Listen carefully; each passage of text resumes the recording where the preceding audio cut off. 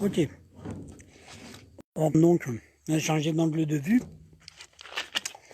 Petite surchauffe du téléphone, donc sûrement on fera des petites pauses. Voilà. Ok, donc Driss, il est dans le palais du roi de son village. Voilà, et donc il s'est prosterné devant le roi de son village. Il dit, crâne là-bas, il y a un crâne qui parle. Au roi là-bas, il y a un crâne qui parle, et le roi lui dit que ce n'est pas raisonnable. Que lui, en tant que roi, c'est le gardien de la raison quand même, dans le village. Et en tant que gardien, moi, le roi, de la raison dans ce village, un crâne qui parle là-bas sur la plage, tu vois, Driss, c'est pas raisonnable. Tu as trop bu ce matin, il y a quelque chose de cet ordre-là, je pense. Non, non, non, Cédric, non. Rien que mon petit bol de lait de chèvre ce matin, je n'ai rien bu d'autre que ça. Très bien, dit le roi. Très bien. Je vais te suivre. Tu vas m'accompagner à jusqu'à ce crâne.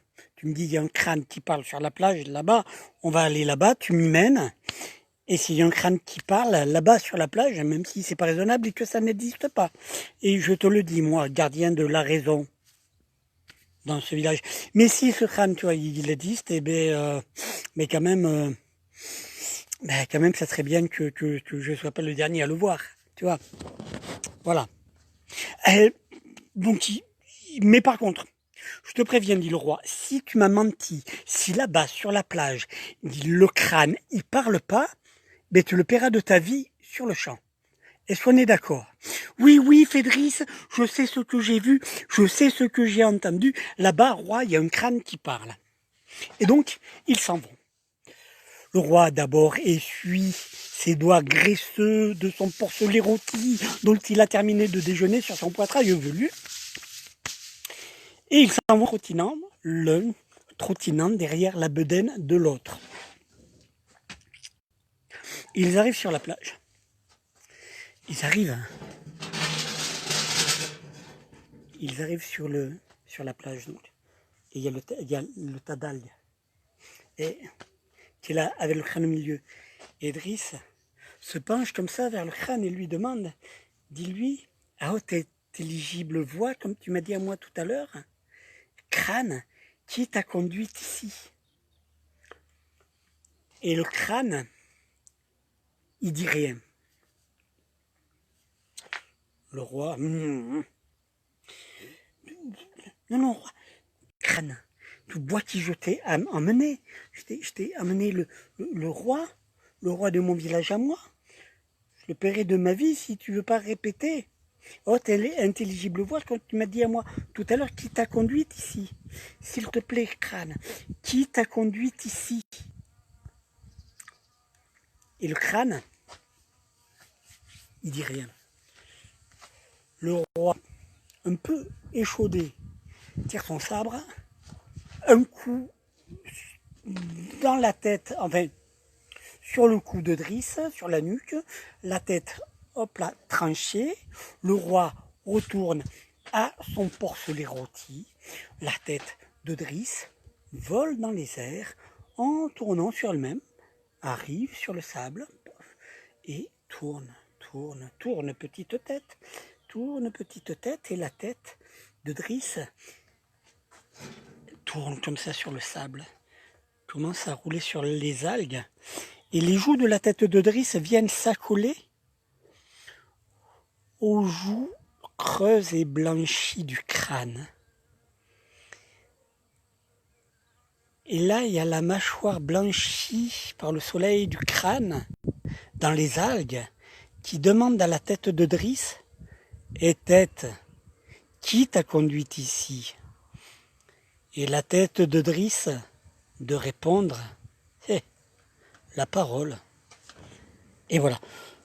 Si tu veux clapper, tu peux clapper. Alors ça fait bizarre de pas avoir de retour, de pas avoir de réponse de ta part. Mais soit. Donc, là du coup on va en Afrique.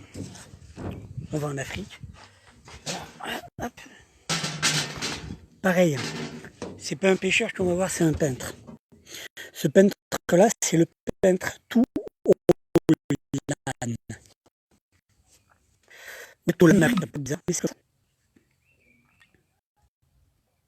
Ok. Et donc, Toulan, c'était un peintre. C'était un type, tous les matins, avec ses pinceaux, sa blouse, mais il était outillé, quoi. Hein. Il était ses toiles sous les bras, et c'était pas des toiles d'araignée, ses pinceaux qui dépassaient dans ses poches, ses poules de peinture, ses différents pigments autour de lui, comme ça, qu'il portait en bandoulière. Et quand il peignait, sinon tous les matins, mais il allait, lui, au marché de son village. Il habitait une petite cabane à l'écart. Vous voyez, à l'écart du village, donc une petite cabane comme ça, avec un petit chemin pour y accéder sur 50 mètres, avec des herbes folles, quelques arbres, vous voyez. Et lui, donc tous les matins, il prenait ses papiers, et puis enfin ses papiers à dessin, et son bout de fusain, et puis il allait se balader dans les rues de son village au marché et il croquait, il choisissait chaque matin 7 visages et il faisait le croquis, l'esquisse de 7 visages de personnes rencontrées le matin au marché de son village. Et le soir, ou avant, quand il rentrait du marché de son village, il revenait et puis il sortait ses toiles, il prenait ses pinceaux, ses pigments. Il faisait tous les soirs 7 portraits. Il peignait les 7 portraits des 7 personnes qu'il avait rencontrées le matin dans les rues de son village au marché. Et un soir, alors que notre ami Toulan est en train de terminer de peindre le sourire d'une des personnes qu'il a vues le matin dans les rues de son village au moment du marché, il termine voilà, il est inspiré. On toque à la porte. Oui, oui, fait l'autre, entre, c'est ouvert. La porte s'ouvre. Dans un grincement. Un personnage se tient là, voyez, un personnage sombre, les yeux enfoncés dans leurs orbites, une longue cape noire, un capuchon noir qui descend presque sur les yeux d'ailleurs, on se demande où est-ce qu'ils sont ces satanés yeux, on dirait plutôt des braises rouges qui sont là au fond des orbites. Le personnage avec des doigts crochus, vous voyez, squelettiques, une longue faux dans ses mains. Toulan, je suis la mort, je viens t'emmener, ton heure a sonné. Tantaran. Ouais, sans détourner la tête, hein. Toulan, il est là, à sa peinture, et il dit, oui, écoute, je suis à toi, laisse-moi terminer le portrait. T'as une chaise là, t'as qu'à prendre une chaise, une bière au frigo, il y en a, si tu veux. Une Corona, tu prends. Et j'arrive, je suis à toi, il y en a pour 5 minutes. La mort interloquée, elle se laisse choir sur une chaise, dans un grand craquement d'os, bruit d'os qui s'entrechoque, sur son fessier squelettique, parce que la mort, vous voyez, la mort des Elkans, on l'envoie sur Terre chercher un mortel, et tu lui dis, oh là mon gars, je suis la mort, tu es avec moi, je t'emmène. Mais le type il suit, mais là, celui-là voudrait le faire attendre. Elle a quelques secondes, elle est un peu... Et comme ça, là, et puis elle se ressaisit, elle dit quand même je suis la mort, et elle se lève comme ça, et elle s'approche de Toulan, et elle se met derrière le dos de Toulan, elle lève sa grande de faux sur le dos de Toulan, et au moment où celle-ci va abattre sa grande faux sur le dos de Toulan, ses yeux, à la mort, ses yeux voient ce que Toulan est en train de terminer de peindre. Et vous vous en rappelez sûrement ce que Toulan est en train de terminer de peindre, surtout ce que le bout du pinceau de Toulan est en train de terminer de peindre. Oui, non? Non, vous voyez pas? Je voulais vous le dire. Hein. Tuolan, le bout du pinceau de Tuolan, à ce moment précis, est en train de terminer de peindre le sourire de cette jeune fille que Tuolan a rencontrée le matin dans les rues de son village. À la mort, bouleversée la mort. La mort, des rictus, d'effroi, des regards épouvantés, tout ça. Elle en voit, elle en a vu, elle en verra d'autres. Mais un sourire. Figurez-vous que la mort n'avait jamais vu un sourire. Et elle se dit, avec la faux levée sur le dos de Tuolan, dit non, je peux pas déranger quelqu'un qui fait quelque chose d'aussi joli, je peux pas le déranger. Donc elle s'en va à tâtons, elle cherche la porte, elle trouve pas la porte, donc elle longe le mur en se déplaçant sur le bout de ses doigts de pied crochus, osseux aussi, et elle trouve pas la porte. Donc elle passe par le mur, puis elle remonte aux cieux, quoi, devant l'autre, quoi, devant Dieu. Et Dieu fait à la mort, dis-moi, je t'avais pas demandé de me chercher ce peintre-là, ce Tuolan.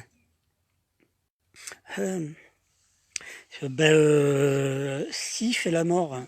Si, mais j'ai pas... J'allais vous l'amener, tout était bien, tout était réglé, et puis j'ai vu au moment où j'allais abattre ma faux sur son dos, ce qu'il était en train de faire, ce qu'il était en train de terminer de peindre, quelque chose sur le visage d'une jeune fille. Je trouvais ça tellement beau, j'ai pas eu le courage, j'ai pas eu le cœur. Quoi? Fais Dieu, attends. Je suis Dieu, tu es la mort, je te demande d'aller me chercher un mortel sur terre. Et toi, tu me reviens et tu me dis que tu n'y as pas pu. Que t'as pas eu le cœur, que t'as pas eu le courage. Oh, on est où?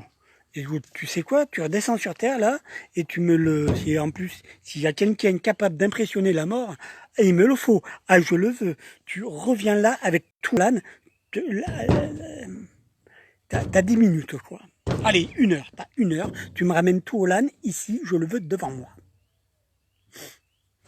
La mort retourne sur terre. Elle prend pas la peine de frapper, elle entre. Et là, elle voit Tuolan qui est là avec ses toiles sur les doigts, ses toiles sous les bras, ses pinceaux qui dépassent des poches, ses couleurs autour du cou, et qui lui dit, mais tu étais où? Je t'attends, moi. La mort enveloppe Tuolan dans sa grande cape et l'emmène aux cieux, devant Dieu, quoi. Dieu lui dit, ah, c'est toi, Tuolan. Oui, c'est moi, fait l'autre. D'accord. Et c'est toi qui as impressionné la mort comme ça. Écoutez, il paraît que tu ne peins que des visages humains. Est-ce que tu peux me dire pourquoi tu ne peins que des visages humains, s'il te plaît? Ah ça, fait Tuolan, tout Dieu que vous êtes, je vais peut-être vous apprendre quelque chose. Je ne peins que des visages humains car les visages humains sont les plus beaux paysages de la Terre. Ah Dieu, ouais, effectivement. Effectivement. Écoute, viens, suis-moi. Et Dieu amène Tuolan dehors, dans les prairies du paradis, là. Il amène au sommet d'une colline. Et au sommet de cette verte colline, il y a un chêne millénaire. Au pied de ce chêne millénaire, il y a une source qui jaillit. Et Dieu fait à Tuolan, une fois qu'ils sont arrivés au pied de la source, au pied de l'arbre, Dieu fait à Tuolan, écoute, puisque ta passion à toi, ta vocation à toi, c'est de ne peindre que des visages humains, tu demeureras ici pour l'éternité. À chaque chaque être qui naîtra sur la planète, tu choisiras dans ta collection, ou tu le peindras aussi comme tu veux, un portrait. Tu seras celui qui donne à chacun son visage. Voilà. Et c'est ce que fait Tuolan depuis l'aube de la nuit des temps. C'est ce qu'il continuera à faire jusqu'à l'autre bout des temps. Dans pas très longtemps, quoi, en fait. Il est celui qui donne à chacun son visage. Ainsi, si toi qui as écouté cette histoire, tu n'es pas satisfait, tu n'es pas content du visage que tu as, au moins maintenant, tu sais à qui tu dois t'adresser. Et voilà. Tu peux clapper, ouais, trop bien, ouais.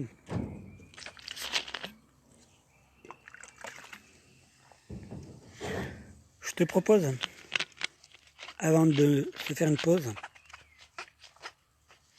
une dernière histoire, avant la pause.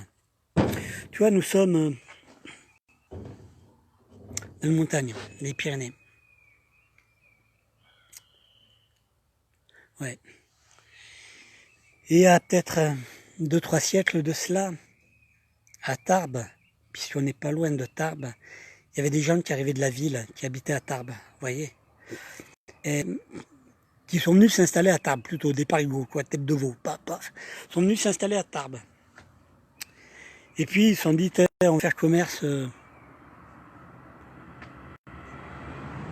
je sais pas.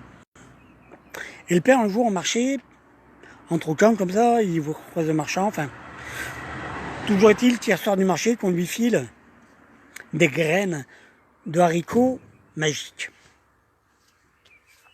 Très bien, censé lui apporter fortune, gloire. D'accord.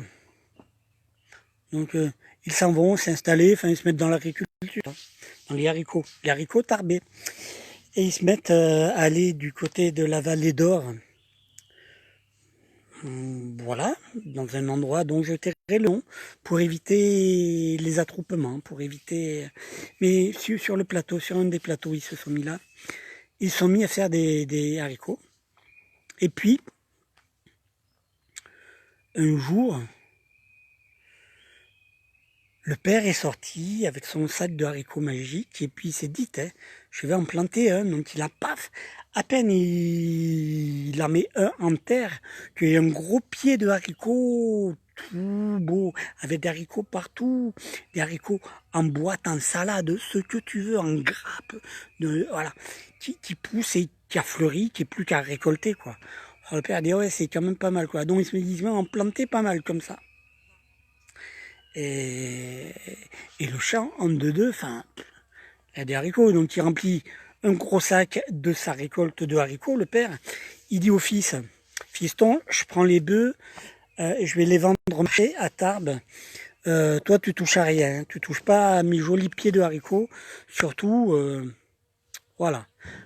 À tout à l'heure. Le père s'en va avec ses bœufs.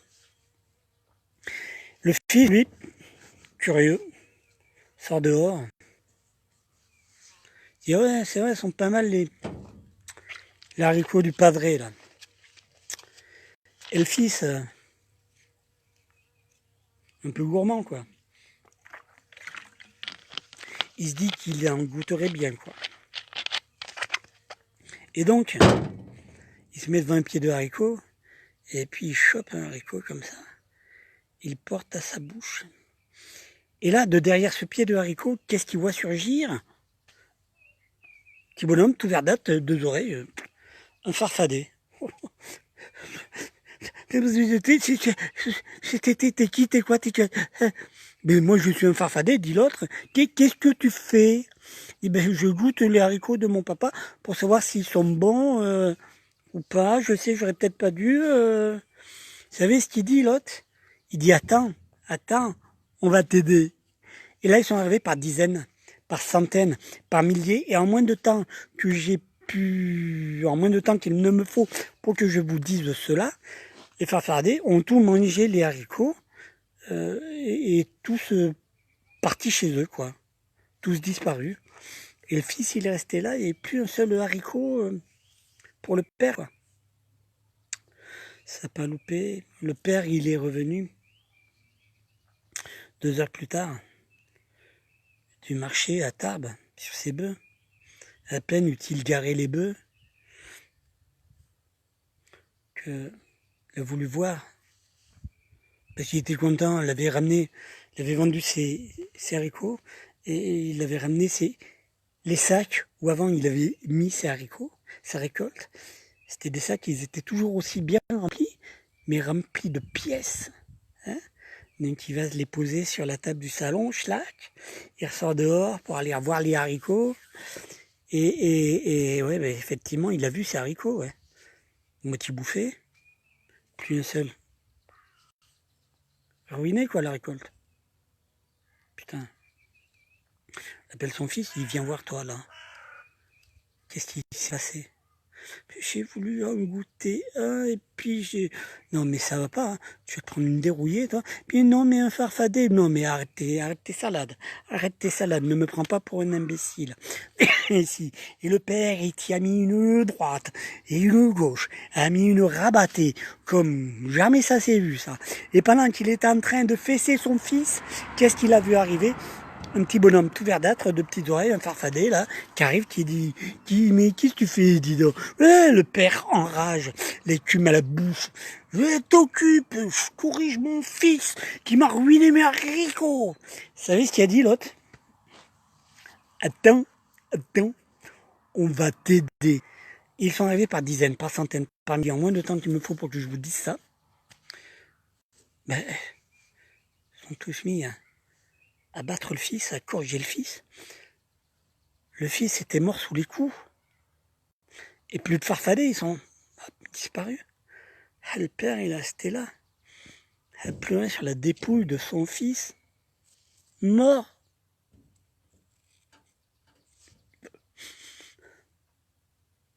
Tu les farfadets, lui avait tué. Putain. Qu'est-ce qui arrive là? Qui était caché sous la table, là, qui avait démarré une partie de Mario Kart. Un farfadet, là, petit bonhomme tout verdâtre, là, de ses 2 oreilles. Et mais qu'est-ce que tu fais, dis donc? Je pleure mon fils que vous m'avez tué. Oui. Attends, on va t'aider. Putain. Ils sont arrivés par dizaines, par centaines, par milliers. En moins de temps qu'il ne me faut pour que je vous dise cela. Farfadets ont tous pleuré. Ça a inondé, là. Ça a inondé.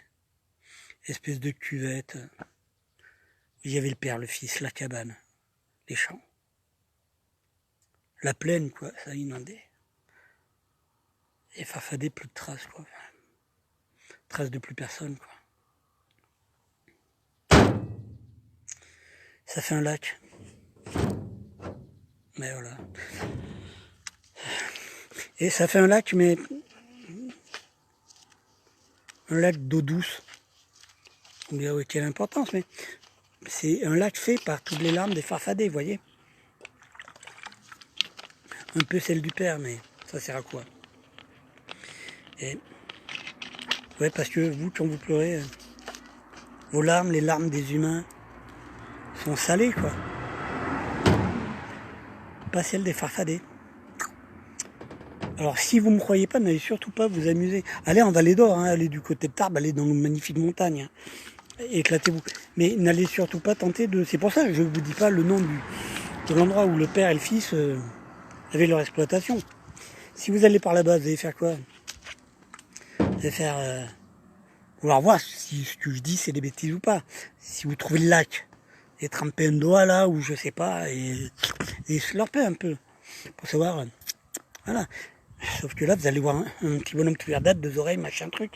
Je veux dire, qu'est-ce que tu fais là, dis donc? Toi, vous dites, enfin toi, quoi, vous, comme tu veux, tu dis, ah ouais, mais attends, mais Je goûte l'eau du lac pour savoir ce qu'il a raconté, le taré, là, lors de son live Facebook. C'est le confinement, ça lui a monté à la tête. Là, il vous dira, attends, on va t'aider. En même temps qu'il me faut pour que je vous le dise. Ils vont arriver par dizaines, par centaines, par milliers. Les farfadets. Ils vont slurper toute l'eau du lac. Et puis ils vont tous dégager. Ouais, ils vont faire ça, les farfadets. Ils vont tout vider le lac. Et ouais, là, forcément, vous allez voir une petite baraque en bois. Une petite cabane. Ouais, mais n'allez pas vous amuser à aller par là-bas. Vous trouverez quoi là-bas? Vous risquez de vous retrouver fortement nez à nez. Si vous entrez dans cette cabane, il y avait le cadavre du père, à côté de la dépouille du fils. Ouais. Et voilà. Clap, clap, clap, clap. Je te propose qu'on fasse une petite pause, ok? On se retrouve après avec le conte punk de la Cité des Trois Ours. Les SDCOM aussi.